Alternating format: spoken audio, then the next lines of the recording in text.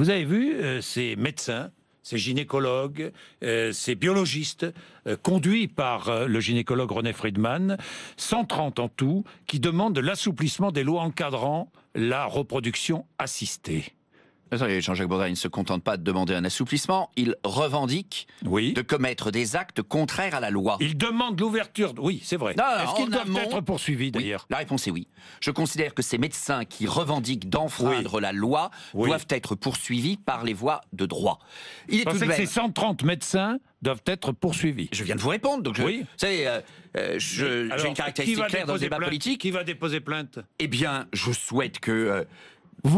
quelqu'un qui ait intérêt à agir, moi je suis prêt à le faire. Simplement, juridiquement, on est dans un état de droit. Donc juridiquement, il faut que je vérifie, j'en ai discuté avec un certain nombre d'amis hier, aujourd'hui, il faut que je vérifie avoir intérêt à agir. Mais je suis convaincu qu'il y a des associations, des personnes, peut-être moi en tant que parlementaire, et je suis prêt à prendre ma responsabilité pour déposer plainte, parce que la revendication de l'illégalité ne doit pas passer impunie dans la société, la provoque à ses limites, et deux, je le dis depuis le début, je suis hostile à l'assistance médicale à la procréation quand elle ne se fait pas dans le cadre de la loi existante aujourd'hui.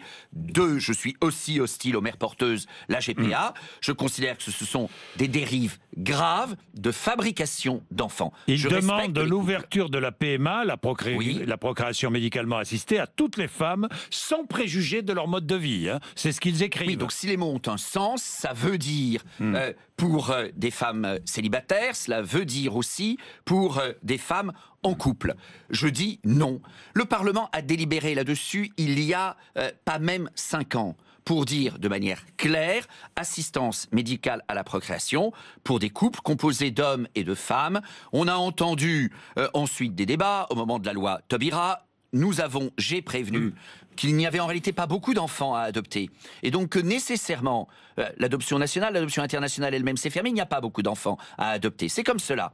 Et que nécessairement, nous allions avoir une dérive vers une fabrication d'enfants.